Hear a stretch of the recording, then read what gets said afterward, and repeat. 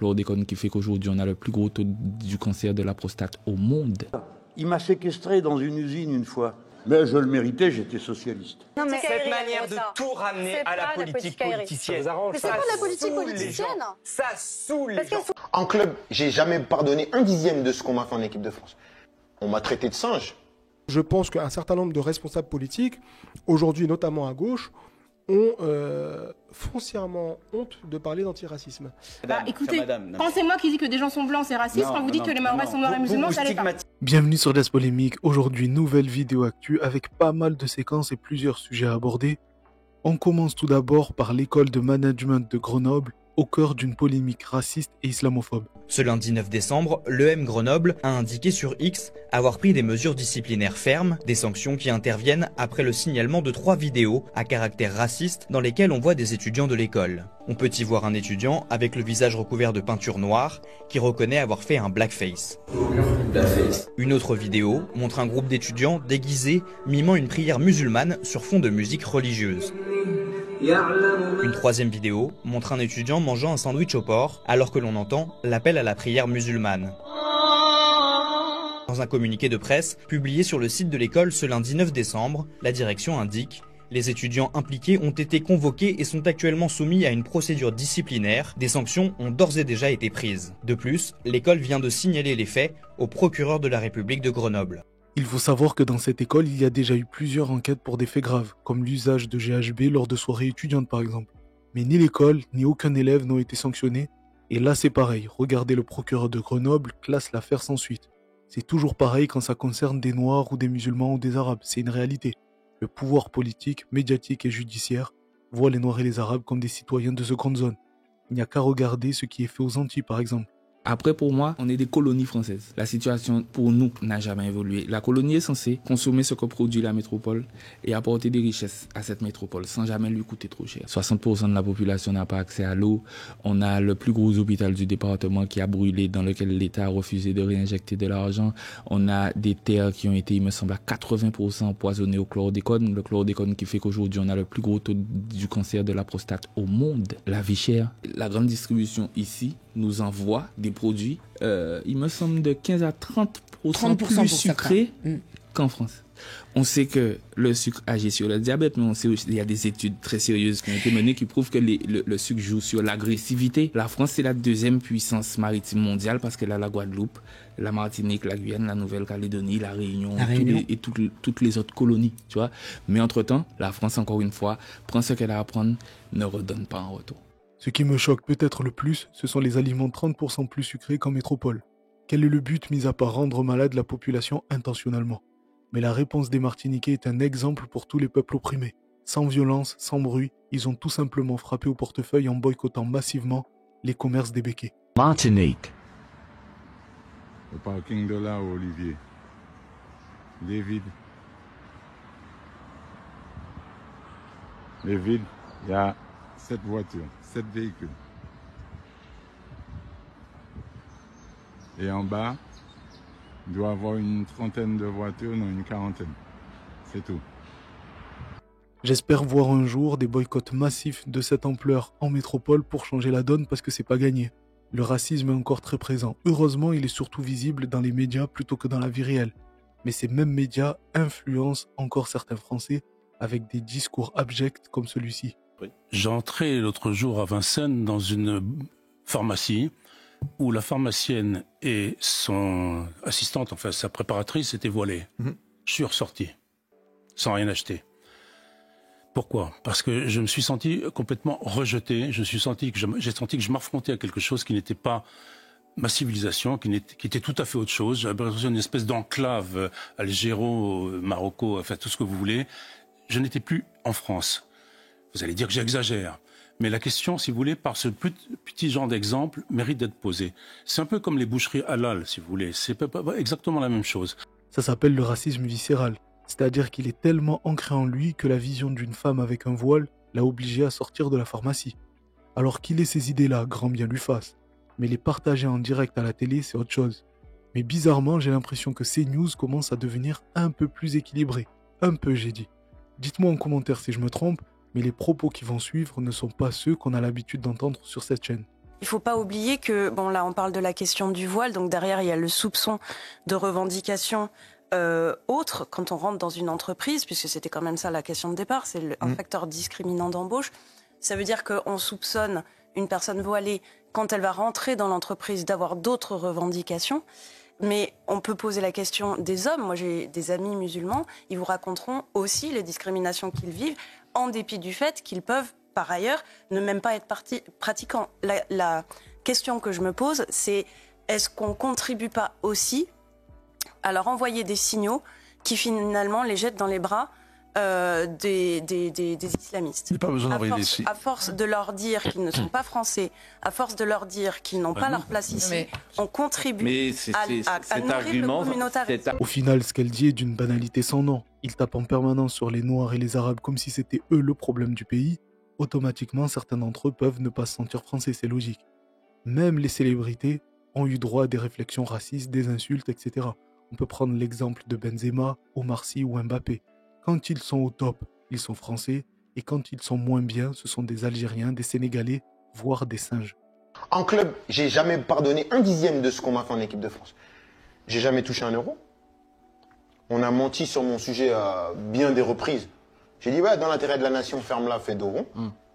Quel plus gros mensonge à ton sujet en équipe de France? Mais plein de choses. L'Euro 2021, on a menti du premier jour au dernier jour. On m'a traité de singe. J'ai dit, bah, pas de souci. On m'a mis pas mal d'échecs de l'équipe de France, la responsabilité de pas mal d'échecs sur le dos. Pas de souci, c'est l'équipe de France. Tu sais, à chaque fois, même quand tu avais de la colère, je me disais, ah, vas-y, c'est l'équipe de France. Comme beaucoup d'autres, j'ai pu voir sur les réseaux sociaux le torrent d'insultes racistes que Mbappé a subi après l'Euro 2021 et son pénalty raté. Mais dans les médias sportifs comme généralistes, personne n'en a parlé. Parce que cela viendrait contredire l'idée propagée par le RN et Zemmour, selon laquelle le racisme n'existerait pas en France, au point même où aujourd'hui le Rassemblement national se présente eux-mêmes comme les antiracistes. Pourquoi ? Compte tenu de vos positions, compte tenu de l'idéologie que vous véhiculez, voilà, qui est profondément raciste, votre parti a été fondé par des nazis, donc excusez-moi, les leçons d'antiracisme. Très clairement. Votre parti a été fondé par des nazis. Mais arrêtez. Enfin, je veux dire, c'est quand même incroyable que vous me qualifiez de raciste. Répétez-le 100 fois. C'est une réalité. Nous continuerons à monter. Moi, je vous le dis, vous avez une idéologie qui est raciste. C'est sûr que si. C'est parmi vos combats qu'on a trouvé le plus de déclarations racistes. Je pense, chère madame, je vais peut-être vous choquer, mais que nous sommes peut-être le seul parti antiraciste de France. Parce que oui, nous ne faisons aucune distinction. Honnêtement, personne ne croit à ça. Surtout en l'abstention, les Guadeloupéens, les Martiniquais. Je prends compatriotes de Mayotte, c'est-à-dire des Français de couleur noire et de confession musulmane. Écoutez, pensez-moi qui dit que des gens sont blancs, c'est raciste. Quand vous dites que les Mahorais sont noirs et musulmans, ça l'est pas. Vous stigmatisez. C'est vous qui avez qualifié des citoyens de noirs et de musulmans. Nous, on ne fait aucune différence parce qu'en France... La preuve que si. Mais non, madame. Vous devez qualifier les Mahorais de noirs et de musulmans, c'est pas moi qui le dis. Madame, excusez-moi, moi je prenais comme exemple nos compatriotes de Mayotte qui voient en Marine Le Pen la seule alternative pour défendre leur sécurité et pour lutter contre l'immigration. Honnêtement, ça ne me dérange pas plus que ça que le RN soit raciste. Il y a des gens qui sont irrécupérables et je pense surtout qu'ils ont trouvé un bon filon. Ils restent là-dedans parce que leur parti ne tient qu'à cette obsession autour des origines et de la religion. Le problème, c'est que le RN, Zemmour et beaucoup de médias contribuent au fait que les gens lambda, qui ne sont pas forcément militants ni racistes ni antiracistes, eux, au fur et à mesure d'entendre des dingueries et des débats en boucle autour du voile, des migrants et de la délinquance, s'habituent et tolèrent des propos et des agissements clairement racistes. Et pour en venir à la gauche, le fait que le PS, les Verts et le PCF soient très fébriles sur les questions d'antiracisme est clairement un problème. Je pense qu'un certain nombre de responsables politiques, aujourd'hui notamment à gauche, ont foncièrement honte de parler d'antiracisme. Et à partir de là, je pense qu'on a un problème. J'ai vu pas mal de gens qui se réjouissent qu'il y ait une trahison attendue du PS, du PCF, de LV, et qui se disent tant mieux, comme ça au moins c'est clair, une bonne fois pour toutes, on se sépare chacun chez soi, gauche de rupture, gauche bourgeoise, et puis on avance comme ça. Une personne, j'ai envie de dire un peu comme moi, qui vient des quartiers populaires, qui est issue de l'immigration, etc. Tu vas pas moi, je suis dans le prolongement depuis 2012 avec Hollande. Hein. Comme toujours, ad vitam aeternam, ce sont les premiers qui trahiront et qui trahissent. C'est comme ça. C'est viscéral. Tout le monde l'a vu venir. Le PCF, les Verts et surtout le Parti Socialiste sont en mode trahison. Ils veulent à tout prix conclure une espèce de deal avec Macron et pour ce faire, ils savent qu'ils sont obligés de trahir l'alliance avec LFI. Nous ne sommes pas sur les mêmes positions. Nous avons même des désaccords stratégiques puissants. Un jour, je le disais tout à l'heure, Jean-Luc Mélenchon dit c'est tout le programme, rien que le programme. Un autre jour, c'est la destitution du président de la République. Aujourd'hui, c'est l'obsession quasi pathologique à demander la démission du président de la République. Nous pensons qu'il ne faut pas ajouter du chaos à la crise. Et d'une certaine manière, ils se sont auto-exclus de ces discussions. La recherche du compromis, c'est pas de la compromission. Et s'enfermer dans des postures ne sert pas l'intérêt général. Regardez maintenant ce que le même Jérôme Guedj disait il y a quelques mois sur les trahisons concernant la NUPES à l'époque. Moi je vais dire, malheur à celui qui fait péter la NUPES. Celui ou celle qui à un moment dira que je peux faire cavalier seul et je peux passer par-dessus bord ce qui a été fait, je pense que lui, il faut qu'il en paye le prix. Voilà. Et je pense que tout le monde aura l'intelligence de dire on a besoin de garder ce cadre de rassemblement. Voilà pourquoi les gens ne votent plus. Parce que la plupart des hommes politiques sont comme lui. Seule une infime poignée d'entre eux est valable.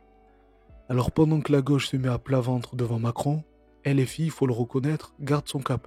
Mais pas seulement LFI, on a également des gens comme Yann Brossa, qui lui aussi, pour le moment, reste solide sur ses appuis. J'entendais tout à l'heure Aurore Berger nous dire la France insoumise, ceci, cela. Excusez-moi, mais cette politicaillerie, cette manière de tout ramener à la politique politicienne, mais c'est pas de la politique politicienne.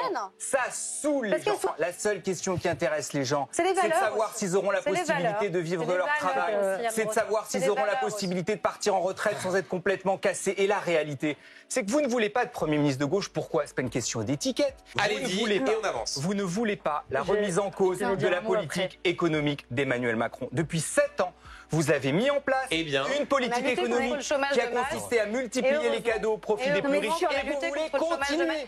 Je me demande encore comment c'est possible que Aurore Berger ne soit pas en prison. Elle a menti ouvertement pour couvrir le lobby des crèches privées, dont le fonctionnement a conduit à des maltraitances envers des enfants, voire des nourrissons. Bref, au final, la gauche est encore passée pour des traîtres, fébriles, incapables de gouverner, et à l'inverse, ce serait plutôt Mélenchon qui en sortirait gagnant pour le moment, même si News le constate. Mais je vais vous dire une chose quand même, on peut pas reprocher à Mélenchon d'être fidèle à ses propres convictions. Tous ici, on est en train de dire, oui, ces hommes politiques qui, une fois arrivés au pouvoir, ne tiennent pas leurs engagements. Lui, Mélenchon, il se tient quand même sur sa ligne. Alors peut-être que la chute est dramatique, mais lui, il dit, moi, je serai pas un social traître qui ira, alors qu'on vous a élu, vous, députés socialistes, sur l'idée qu'on abrogerait la réforme des retraites, eh ben moi, je mangerai pas de ce pain-là. Donc la conclusion est peut-être dramatique de faire tomber le président de la République avant la fin de son mandat, je partage, mais vous allez faire le reproche aux leaders maximaux d'être fidèles à ses convictions. Non, parce que c'est pas possible. Le divorce est bien là et en cas de nouvelles dissolutions et donc de nouvelles élections législatives, à l'été prochain, je pense que le PS, les Verts et le PCF ne s'en relèveront pas. Mélenchon en a bien conscience, c'est pour ça qu'il n'hésite plus à leur envoyer des scuds. Salut Jean-Pierre. Ce gars-là, c'est un coco. Et un camarade, il m'a séquestré dans une usine une fois. Enfin, on était de mèche, hein. Je faisais semblant d'être séquestré. Mais je le méritais, j'étais socialiste. Alors... Il pense être en position de force, mais avant d'espérer gouverner, il va falloir passer le plus gros obstacle, les médias. Peu importe la chaîne, il le déteste, de CNews à BFM TV en passant par LCI et même France Info. On parle dans la presse de la France sait visiblement mieux protéger ses monuments que sa démocratie. Voilà ce qu'on dit. En matière de démocratie, le fonctionnement des LFI n'est pas forcément absolument admirable. Et vous savez très bien que l'image de Jean-Luc Mélenchon dans l'opinion n'est pas si belle. Oui, c'est quoi votre candidat? Je suis quand même heureuse que vous le disiez vous-même de votre propre bouche que Jean-Luc Mélenchon de nouveau est un problème plutôt que vous l'écriviez sur un petit papier. Non mais vous savez, attendez, c'était simplement une question qui me venait à l'idée que je posais à Anne-Sophie Lavie.